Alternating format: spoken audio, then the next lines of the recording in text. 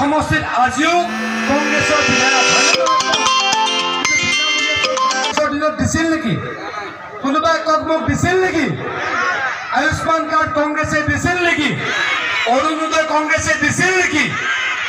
এই যে চৰকাৰী চাকৰিবিলাক পাইছে, আমাৰ এই অঞ্চলত চাকৰি পাইছেনে নাই? পাইছেনে নাই কওক? এই চাকৰি পাওঁতে এতিয়া কোনোবাই টকা দিব লাগে নেকি? কংগ্ৰেছৰ দিনত তেনেকুৱা অৱস্থা আছিল নেকি কওক?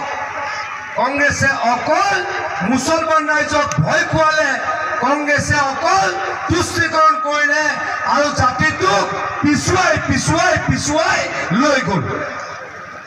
আজি আপোনালোকে লাহৰীঘাটত গৈ সোধক, ঢিঙত গৈ সোধক, লাহৰীঘাটৰ মূল সমস্যা কি? গৰাখহনীয়া। ঢিঙৰ মূল সমস্যা কি? গৰাখহনীয়া। তাৰ গৰাখহনীয়াৰ কাৰণে কংগ্ৰেছে একো নকৰিলে। আমি 400 কোটি টকা আনি বিজেপিৰ চৰকাৰে, হিমন্ত বিশ্ব শৰ্মাৰ চৰকাৰে লাহৰীঘাটত দিলো আৰু 60 কোটি টকাৰ মথাউৰি মাৰি লাহৰীঘাটক ঢিঙক বানপানীৰ পৰা মুক্ত কৰিলো। হয়নে নহয় কওক? আপোনালোকে গৈ সোধক, পিছা কৈছো নেকি? আপোনালোকৰতো কোনোবা লগৰ মানুহ লাহৰীঘাটত আছেনে নাই? আপোনালোকৰ মোৱামাৰীত কোনোবা লগৰ মানুহ আছেনে নাই? সকলোকে গৈ সোধক যে আমি মাত্ৰ 2.5 বছৰৰ ভিতৰত লাহৰীঘাটৰ বানপানীৰ সমস্যা নাইকিয়া কৰিছোঁ, লাহৰীঘাটৰ মথাউৰিৰ সমস্যা নাইকিয়া কৰিছোঁ, লাহৰীঘাটৰ বছৰৰ পাছত বছৰ ভুগি থকা আমি গৰাখহনীয়াৰ সমস্যা নাইকিয়া কৰিছোঁ। কংগ্ৰেছেতো এইবিলাক নকৰিলে। কংগ্ৰেছে কৰিছিল নেকি কওক? কংগ্ৰেছৰ দিনত আমি কি পাইছিলোঁ? ইন্দিৰা আৱাস যোজনাৰ ঘৰ পাইছিলোঁ। এইফালে চাই কংগ্ৰেছৰ দিনত আমি ইন্দিৰা আৱাস যোজনাৰ ঘৰ পাইছিলোঁ। ইন্দিৰা আৱাস যোজনাৰ ঘৰটো কেনেকুৱা আছিল? এটা সৰু ঘৰ, হয়নে? হয়নে নহয়? এতিয়া ঘৰটো কেনেকুৱা হয়? এতিয়া ডাঙৰ হয়, হয়নে? এতিয়া এই পঞ্চায়তটোৰ নাম কি? চিঙিয়া। চিঙিয়া পঞ্চায়তত ঘৰ পাইছেনে নাই কওক? পাইছেনে নাই কওক? শিঙিয়া পঞ্চায়ততো চাগে আমি ভোট পোৱা নাছিলোঁ, পাইছিলোঁ নেকি? বিজেপি শিঙিয়া পঞ্চায়তে ভোট দিছিল নেকি আগতে? দিছিল নেকি আগতে? তথাপিতো আমি প্ৰধানমন্ত্ৰী আৱাস যোজনাৰ ঘৰ দিছোঁ, তথাপিতো আমি কি দিছোঁ? অৰুণোদয় দিছোঁ, বিনামূলীয়া চাউল দিছোঁ, উজ্বলা গেছ দিছোঁ, ছোৱালীক আমি কি দিছোঁ? ছোৱালীবিলাকক আমি চাইকেল দিছোঁ, আৰু হায়াৰ ছেকেণ্ডেৰীত যোনে ফাৰ্ষ্ট ডিভিজন পাইছে তেওঁলোকক কি দিছোঁ? আমি স্কুটি দিছোঁ। দিছোনে নাই কওক? দিছোনে নাই কওক? এতিয়া ভোটবিলাক কংগ্ৰেছক দি দিয়ক। দিব নেকি? কংগ্ৰেছক দিব নেকি? সঁচাকৈ কওক, দিব নেকি? কংগ্ৰেছে দিলে নেকি কিবা? কংগ্ৰেছে কি দিছিলে কওক? কংগ্ৰেছৰ দিনত কি দিছিলে? একো নাই নহয়, সূতা কম্বল আঁঠুৱা দিছিল, হয়নে? সূতা কম্বল আঁঠুৱা দিছিল। লাগিব নেকি? সূতা কম্বল আঁঠুৱা লাগিব নেকি? এবাৰ লাগিব নেকি? সূতা কম্বল আঁঠুৱা লাগিব নেকি কওক? কি লাগিব? আমাৰ ল'ৰা ছোৱালীক চৰকাৰী চাকৰি লাগিব, হয়নে? তাকো বিনামূলীয়া চাকৰি লাগিব, হয়নে? আমাৰ ৰাস্তা পথৰ অৱস্থা ভাল লাগিব, হয়নে? আমাক মেডিকেল ফেচিলিটিজ লাগিব, ডক্টৰ লাগিব, বিশ্ববিদ্যালয় লাগিব, আমাক দলং লাগিব, আমাক কি লাগিব? উন্নয়ন লাগিব, হয়নে নহয় কওক? এফালে লাগিব সূতা কম্বল লাগিব, লাগবে সূতা কম্বল লাগবে। হ্যাঁ, কংগ্রেস আবার দিবে, কংগ্রেস আসলে আবার সূতা কম্বল দিবে, লাগবে কি? লাগিব নাকি? নালাগে। এটা সকলোকে নালাগে। যদি সূতা কম্বল নালাগে, যদি অৰুণোদয় লাগে, আপোনালোকে কাক ভোট দিব? কাক ভোট দিব? বিজেপি ভোট দিব লাগে। আজি আমি উন্নয়নৰ কাৰণে কোনো ভাত বিভেদ কৰা নাই। য'ত ভোট পাইছোঁ তাতো কাম কৰিছোঁ, য'ত ভোট পোৱা নাই তাতো কাম কৰিছোঁ, হয়নে নহয় কওক? মই আকৌ কৈছোঁ, শিঙিয়া পঞ্চায়ততো আমি ভোট পোৱা নাই। পাইছিলোঁ নেকি আগতে? হা, পাইছিলোঁ নেকি? কিন্তু আমি ঘৰ বনাই আছোঁ নে? আকৌ কৈছোঁ, জল জীৱনৰ আঁচনি এনে আহিছেনে নাই? আহিছেনে? ইয়াৰ খেতিয়কে ধানৰ দাম দুগুণ পালেনে নাই? আজিৰ পৰা 2 বছৰৰ আগত শিঙিয়া ৰাইজে ধানৰ দাম কিমান পাইছিলে? কিমান পাইছিলে? মোন 400। এতিয়া কিমান পায়? 850। কোনে দিলে? এইটো কেনেকুৱা হৈছে? কেন হৈছে? কেনেকৈ হৈছে? বিজেপি চৰকাৰে ধান কিনি লোৱাৰ কাৰণে হৈছে। কংগ্ৰেছে এইবিলাক কাম নকৰিলে। কংগ্ৰেছে অকল মানুহক ঠগিলে, ভাৰতৰ মানুহক ঠগিলে অসমৰ মানুহক ঠগিলে সেইকাৰণে কংগ্ৰেছ আৰু কেতিয়াও ক্ষমতাত নাহে কংগ্ৰেছ কেতিয়াও ক্ষমতাত নাহে প্ৰদ্যুৎ বৰদলৈ ডাঙৰীয়া কোনোবাই চিনি পায় নেকি আপোনালোক কোনোবাই পায় নেকি হা ওখনে চাপৰ জানে নেকি কলা নে বগা জানে নেকি ভোট দিব নেকি ইয়াতে সঁচাকৈ কৈছোঁ ৰূপহী ভোট দিব নেকি আপোনালোক কোনে ভোট নিদিব এই মানুহজনৰ আমাৰ লগত কোনো আত্মিক সম্পৰ্ক নাই আজি লাহৰীঘাটত আমি এটাও ভোট পোৱা নাই ডিঙত ভোট পোৱা নাই তথাপিতো লাহৰীঘাটৰ বানপানীৰ সমস্যা মই সমাধান কৰিছোঁ লাহৰীঘাটৰ গৰাখহনীয়া সমস্যা মই সমাধান কৰিছোঁ আমাৰ ডিঙৰ মোৱামাৰীত 38 কোটি টকা খৰচ কৰি গৰাখহনীয়া ৰোধ মই কৰিছোঁ কিয় কৰিছোঁ মই এই অঞ্চলটোৰ ব্যক্তি মই এই নগাঁও মৰিগাঁও অঞ্চলৰ এজন ব্যক্তি আৰু সেইকাৰণেই মোৰ অঞ্চলটোৰ উন্নয়নৰ কাৰণে মই কাম কৰিছোঁ প্ৰদ্যুৎ বৰদলৈ ডাঙৰীয়া এই আত্মিক সম্পৰ্ক নাই ভোট দিয়া মানুহৰে একো নকৰিলে যোৱাবাৰ মই যোৱা পৰহি দিনা দিনটো লাহৰীঘাটত আছে লাহৰীঘাটৰ মানুহে তেখেতক জালে হয়তো খেদি পঠাই দিব এনেকুৱা পৰিৱেশ লাহৰীঘাটলৈকে যদি প্ৰদ্যুৎ বৰদলৈ ডাঙৰীয়া সোমোৱাই নাই যদি যায় মানুহে তেওঁক তাৰ পৰা উলিয়াই দিব কাৰণ বানপানীৰ সময়ত নগ'ল গৰাখহনীয়া হওঁতে নাযায় গতিকে মানুহে এইবাৰ প্ৰদ্যুৎ বৰদলৈ ভোট নিদিয়ে আপোনালোকেও নিদিব মই অনুৰোধ জনাইছোঁ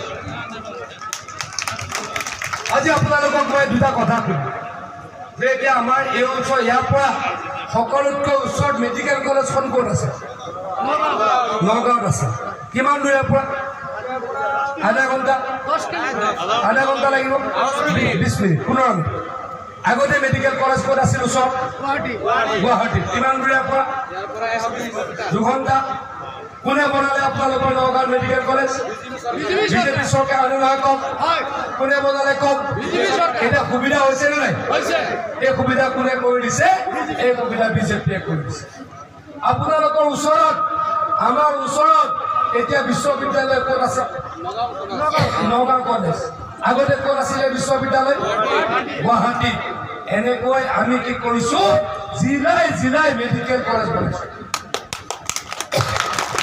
কংগ্ৰেছে 60 বছৰ অসম চলাইছিল আৰু 60 বছৰত মাত্ৰ 6খন মেডিকেল কলেজ বনাইছিল আৰু আমি 8 বছৰ অসম চলালোঁ কিমান মেডিকেল কলেজ বনালোঁ 18খন মেডিকেল কলেজ বনালোঁ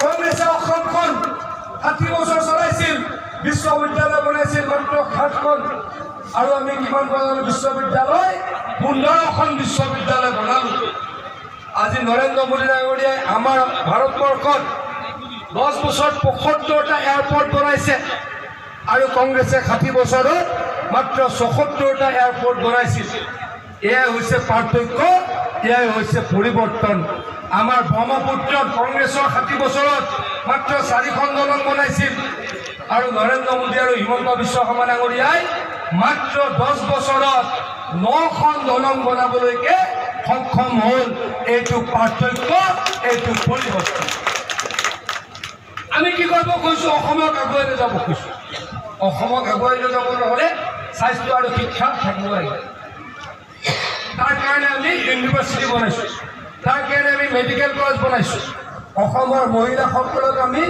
আগুৱাই লৈ যাব লাগিব সেইকাৰণে কি কৰিছোঁ আমি মহিলাসকলক 10,000 টকা এই বছৰ দিম লাখপতি বাইদেউ বনাম অহা বছৰ 25,000 টকা দিম আপোনালোকক লাখপতি বাইদেউ বনাম আপোনালোকক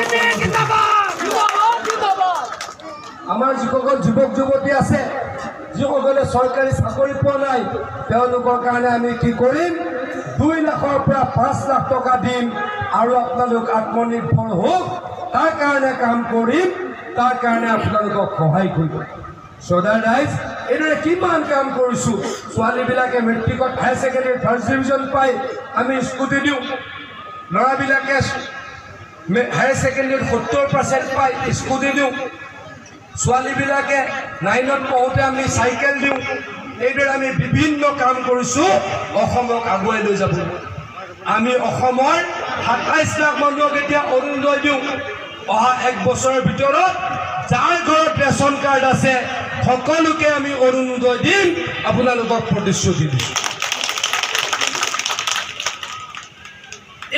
কি কৰিব খুজিছোঁ যিসকল ছোৱালীয়ে মেট্ৰিক পাছ কৰি হায়াৰ ছেকেণ্ডেৰী পঢ়িব তেওঁলোকক 10,000 টকাকৈ দিম যিসকলে হায়াৰ ছেকেণ্ডেৰী পাছ কৰি BA BSc পঢ়িব তেওঁলোকক দিম 12,500 টকা আৰু যিসকলে MA MSc পঢ়িব তেওঁলোকক 25,000 টকা দিম যাতে ছোৱালী পঢ়িব পাৰে এইদৰে কাম কৰিব শ্ৰদ্ধা ৰাইজ আমি সকলোৰে কাৰণে কাম কৰিছোঁ সকলোৰে কাৰণে কাম কৰিম আপোনালোকৰ বহুমূলীয়া ভোট বিচাৰিছোঁ আৰু ভোট দিবলৈ অনুৰোধ জনাইছোঁ নিৰ্বাচন আহিলে কংগ্ৰেছে ভয় খুৱায় কি বুলি ভয় খুৱায় যদি বিজেপি চৰকাৰ আহে মুছলমান ৰাইজৰ কি কৰিব মছজিদবিলাক ভাঙি দিব হয়নে ক'ৰবাত ভাঙিছোঁ নেকি কওক যোৱা 10 বছৰত ক'ৰবাত ভাঙিলোঁ নেকি ৰূপহীত ক'ৰবাত মছজিদ ভাঙিলে নেকি ডিঙত ক'ৰবাত মছজিদ ভাঙিলে নেকি এই কাম আমি হ'বলৈ দিয়া নাই যোৱা পৰহিৰ পৰা নতুন এটা আৰম্ভ কৰিছে পদ্যুৎ বৰদলৈ আৰু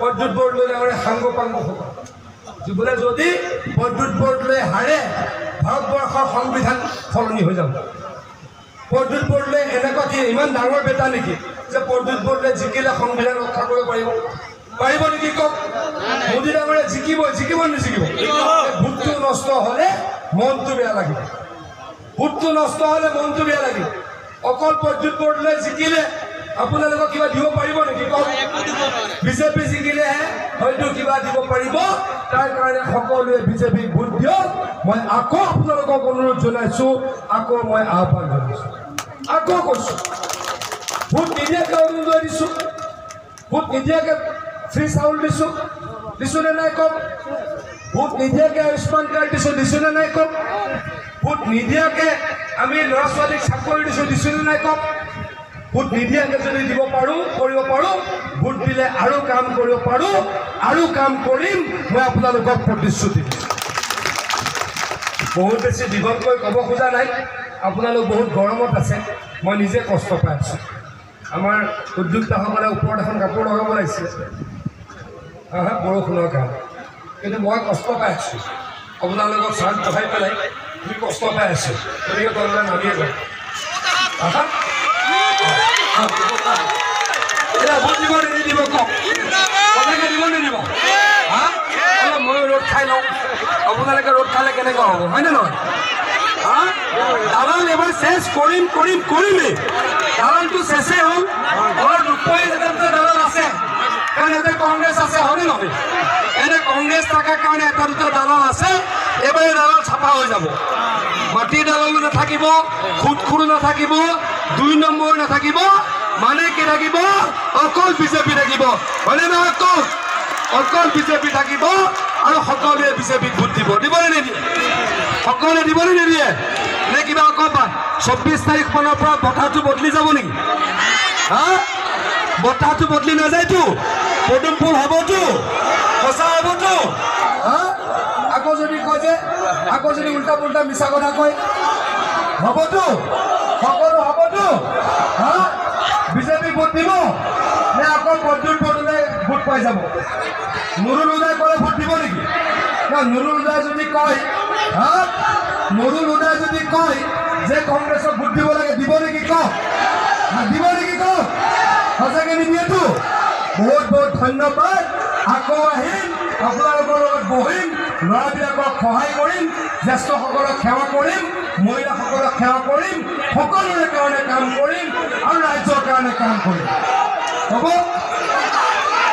হ'বতো ঠিক আছে তো সকলোৱে দিবতো হ'ব তো সকলোকে ধন্যবাদ জ্ঞাপন কৰিছোঁ আৰু কেইবাখনো সভা আছে মুঠৰ ওপৰত টিঙীয়া পঞ্চায়তৰ লিড পাম নে নাপাম 1 নম্বৰ কোন হ'ব টিঙীয়া পঞ্চায়তৰ 1 নম্বৰ কোন থাকিব আৰু এডিএফক ভোট দিও লাভ নাই দেই এডিএফক ভোট দি লাভ আছে নেকি এডিএফে চৰকাৰ বনাব পাৰিব নেকি কেতিয়াবা বনাব পাৰিব নেকি ভোটকেইটা নষ্ট হ'ব নহ'ব চৰকাৰ 100% কোনে বনাব প্ৰধানমন্ত্ৰী কোন হ'ব নৰেন্দ্ৰ মোদী ডাঙৰীয়াই ঘৰ দিছেনে নাই নৰেন্দ্ৰ মোদী ডাঙৰীয়াই জল জীৱন দিছেনে নাই নৰেন্দ্ৰ মোদী ডাঙৰীয়াই ফ্ৰী চাউল দিছেনে নাই গতিকে আৰু হিমন্ত বিশ্ব শৰ্মা ডাঙৰীয়াই সকলোকে চৰকাৰী চাকৰি দিছেনে নাই অৰুণোদয় দিছেনে নাই কংগ্ৰেছে দিছে নেকি